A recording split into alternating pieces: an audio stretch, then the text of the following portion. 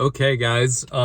Happy daylight savings. We're officially in that time zone right now. It's only 6 o'clock right now. It's completely dark, and I'm not used to it quite yet. So, and I might be a little bit tired, but you know, I don't really enjoy daylight savings that much anymore. Because I prefer days to be bright and last longer, and I think it's just good for your mental health when days are bright like that. But whenever this happens, just try to get as much sunlight as possible. PSA aside, here's my video review for Banshees of Inisherin. So, this is the latest film by director Martin McDonagh, who you probably know him for films like Seven Psychopaths and Three Billboards Outside Ebbing, Missouri. And this is a film that features two performers that are pretty tied to Martin McDonagh's filmography, Colin Farrell and Gleason. And the story goes like, it takes place in the Irish island of Inisherin, and the time period is the 1923, and this is during the Irish Civil War that was going on at the time. And so on this island, Colin Farrell and Brendan Gleeson, it establishes them as pretty good friends, almost best friends even, before the events of the story start.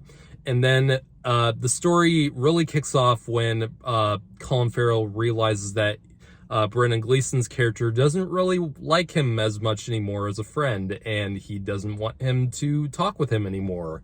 And Colin Farrell keeps trying to egg him on. It's like, why are you not talking to me?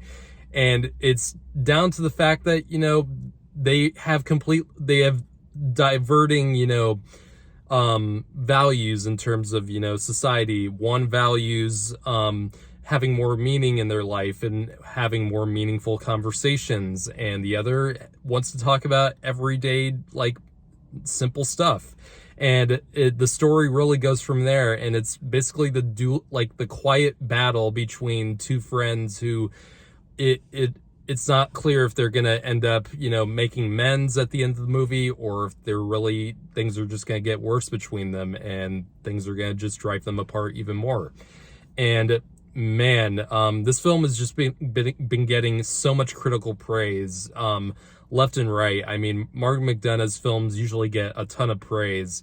This film I think is his best reviewed movie to date, and for good reason, because God, this film is so fucking good. I can't even describe how good this film is unless you really see it. And judging up the premise I just gave you, you probably wouldn't even think it sounds that, amazing. But the way Martin McDonagh writes and directs is just so fucking, masterful. And it's, like I said, like, dark comedy is Martin McDonagh's, masterclass. He's a complete master at creating comedic situations out of pretty, unpleasant, scenarios. And his films usually, I think the themes of each of his films, in one way or another, is the anger that some people have towards another person, or society, or something along those lines, and how far someone can take their anger or their hatred of something or someone, and how it eventually gets the best of them in some way.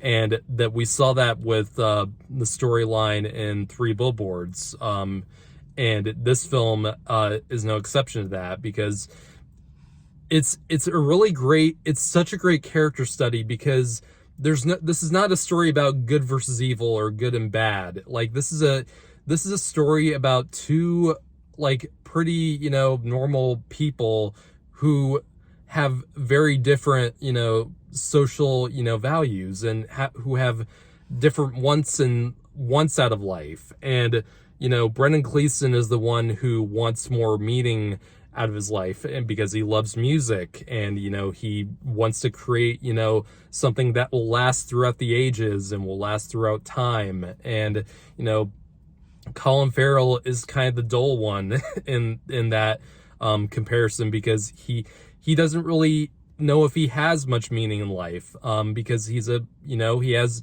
his animals, he has, his donkey, and, oh, yeah, he has his donkey and he has his cows and, his livestock, and he lives a pretty normal, like a simple life. And there's not, he doesn't have much to him, but he's so nice and he's so sympathetic and he's so likable.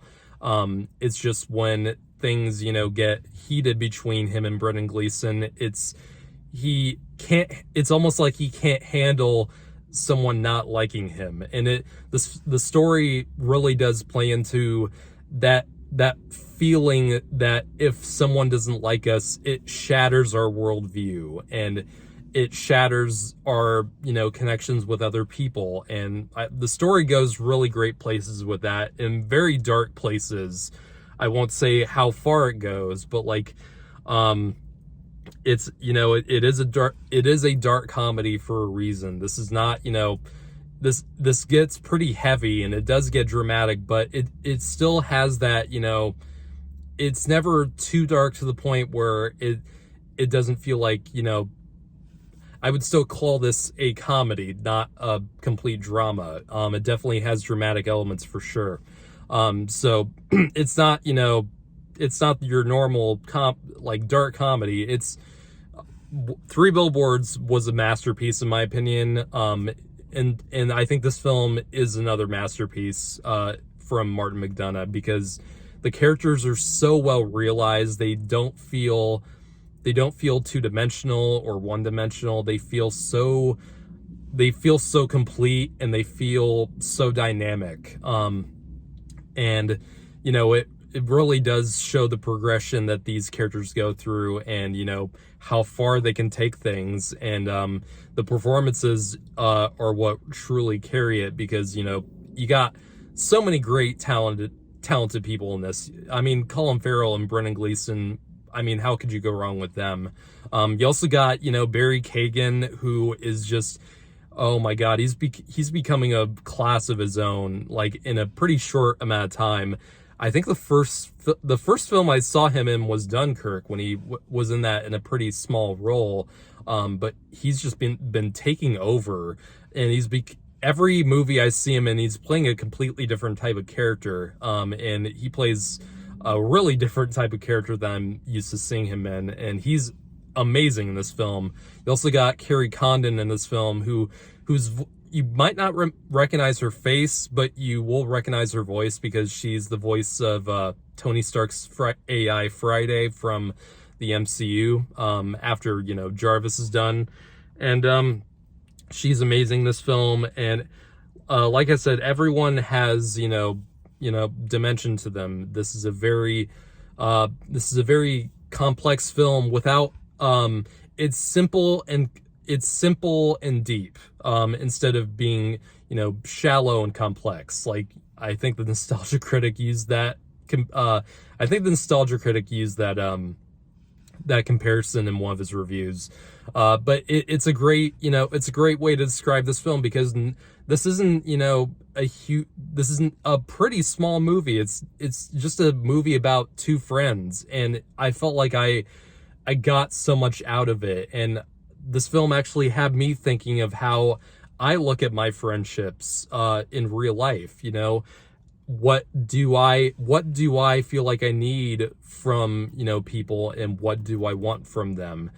I mean, do I want something that's just casual every time, or do I want something that will make me think differently, that will give me like real meaning, instead of the standard small talk? And it's amazing that a film like this managed to make me think that hard about, and made me reflect on my own experience. So this is a great looking film, by the way. The cinematography is gorgeous. The music is very unique. There's a lot of operatic kind of music. It does fit along with the music in his other films. And man, Martin McDonagh is just, he's a master. I can't even, I want to make a film like this in the future, and I just don't think I have the talent to make something as good as he would. other than that, I really don't think I could say that much more. This is just a tremendous film.